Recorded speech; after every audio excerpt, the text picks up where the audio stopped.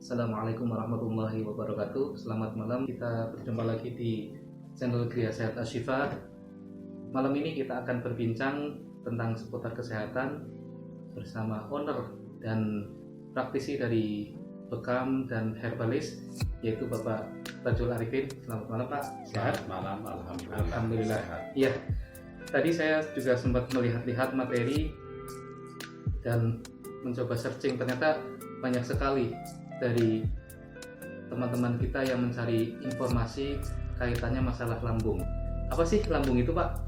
Lambung itu adalah organ tubuh manusia yang termasuk dalam organ berongga, yang mana organ tersebut itu bisa mengembang dan mengentis sesuai dengan keadaan makanan yang masuk kepada organ tersebut. Ya. Nah, terus ada nggak permasalahan apa yang sering dihadapi yang berkaitan dengan lambung? Sebenarnya permasalahan lambung itu yang saya tahu ada beberapa ya. Yang pertama yaitu permasalahan yang umum terjadi di masyarakat, yaitu yang pertama adalah asam lambung, kemudian yang kedua tukak lambung, dan yang ketiga adalah permasalahan kanker lambung. Seperti itu. Boleh dijelaskan sedikit apa yang tadi disebutkan itu? Untuk permasalahan asam lambung ini ditandai dengan rasa terbakar di dada, nyeri di ulu hati, dan ada sedikit sesak napas. Kemudian kalau masalah tukak lambung ini biasanya ditandai dengan BAB berdarah seperti itu.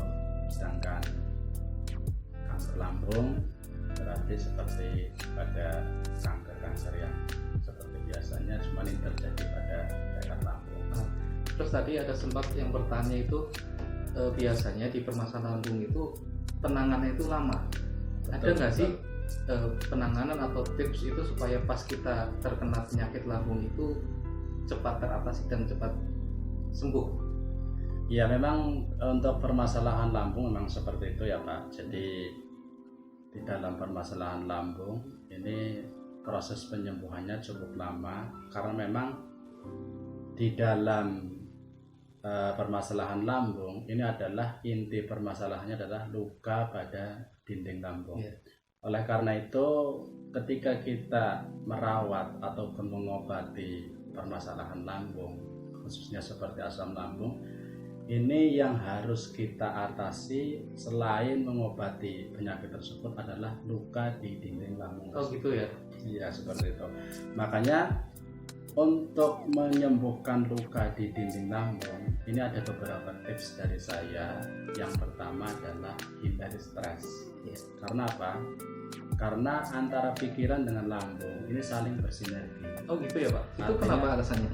Ya, dalam konteksnya, dalam faktanya, setiap orang yang stres ini berarti nanti makan pun tidak teratur. Gitu. Ketika makan tidak teratur, nanti akhirnya luka pada dinding lambung ini semakin lama proses penyembuhannya. Akhirnya Jadi bisa muncul asam lambung juga gitu ya? bisa seperti itu. Makanya yang pertama ini tips dari saya adalah hindari stres. Iya. Kemudian tips yang kedua adalah hindari makan makanan yang mengandung gas. Contohnya itu seperti durian, tauge, rambutan, pedas. Kol juga termasuk? Sayur kol? Kalau kol juga termasuk panas sih. Terus ini juga nggak boleh makanan yang mengandung asam, asam dan juga mengandung gas. Terus juga makanan yang mengandung kafein, minuman, minuman yang mengandung kafein ini juga hindari dulu, seperti kopi, teh, dan juga hindari dahulu minuman yang mengandung beralkohol seperti itu. Ini tips yang kedua. Sedangkan tips yang ketiga ini adalah ketika makan jangan terlalu kenyang. Oh gitu. Jangan terlalu kenyang dan jangan terlalu lapar. Jadi ini sesuai dengan anjuran baginda Nabi. Nabi mengajarkan bagi kita semua kalau pengen sehat ini berarti makan ketika sebelum terlalu Lapar. dan berhenti sebelum terlalu kenyang, seperti itu. Kemudian tips selanjutnya di sini ketika makan ini kita mengunyah makanannya itu yang lama. Karena apa?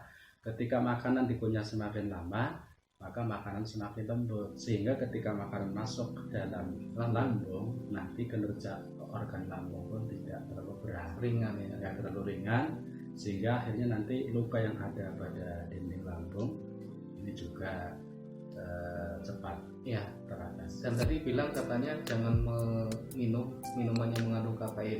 Nah itu sebenarnya yang paling tinggi kandungan kafein itu apa saja sih di antara kopi, teh dan lainnya itu? Sebenarnya untuk yang paling tinggi itu adalah teh. Teh itu lebih tinggi kafein. Itu berarti seorang yang sedang kena masalah lambung itu jangan minum teh dulu ya. Iya. Karena kadang kan ada orang yang kena penyakit lambung katanya kan mual. Biasanya kebiasaan orang diminum teh aja, teh manis atau teh tawar, teh pahit. Nah itu sebenarnya kebiasaan yang seperti itu sebenarnya benar apa enggak ya? Itu malah organ lambung ini kan dalam ilmu akupuntur itu berarti masuknya organ yang bersifat yang itu organ yang bersifat panas. Jadi kalau orang mempunyai permasalahan lambung, ini alangkah baiknya jangan dikasih yang panas. Seperti itu. Jadi kasih, tapi dingin juga jangan. Artinya jangan panas, Jangan dingin. jangan dingin. Hangat lah ya. Kalau hangat nggak apa-apa.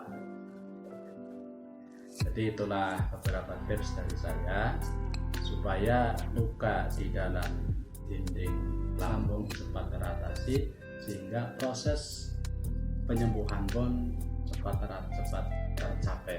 Dan ini tips dari saya seperti itu. Ini dilakukan minimal 4 bulan. Jadi apa saja ada tipsnya? Jadi yang pertama berarti hindari stres. stres, kemudian Kafein. ya minuman kafein, alkohol, terus makan makanan yang mengandung gas, ya, makan makanan yang mengandung gas. Terus berikutnya ketika makan mengunyah yang Agak lama ya. yang agak Supaya lembut ya. supaya lembut masuk ke lambungnya. Dan yang terakhir, makan jangan terlalu kenyang dan jangan terlalu lapar. Ya, seperti itu. Itulah tips dari saya. Mudah-mudahan bermanfaat untuk pemirsa Kriya Sehat Ashifa dimanapun Anda berada. Alhamdulillah, terima kasih Bapak Ustadz Tajul. Ya pemirsa, jadi itulah tadi beberapa tips yang harus kita jalani ketika kita terkena penyakit lambung. Mungkin diantaranya ada yang terkena penyakit MAH, penyakit tukak lambung, penyakit apa tadi, kanker lambung. Nah itu tadi ada beberapa tips. Yang pertama adalah hindari stres, yang kedua jauhi minuman-minuman yang mengandung kafein kayak teh, kopi, susu termasuk nggak? Susu ini berarti minuman yang ikutnya yang mengandung gas. Oh gitu ya.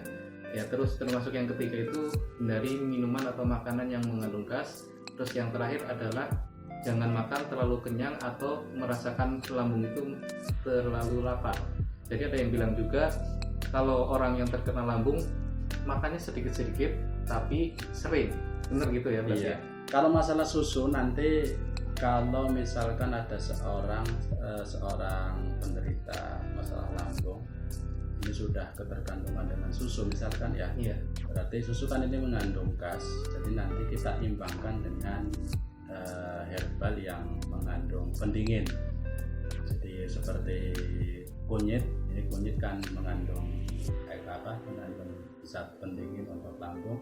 Jadi untuk orang tersebut yang tidak bisa lepas dari susu, ada ketergantungan dengan susu, iya.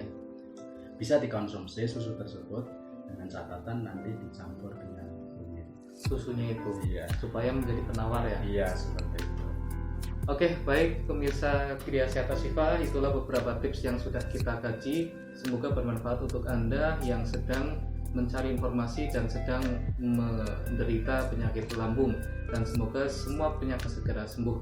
Terima kasih dan jangan lupa untuk subscribe, like, dan komen Kriya Sehat Ashifa. Dan mungkin kalau ada pertanyaan atau permintaan membahas seputar tips kesehatan apa, bisa komentar di bawah channel kami ini.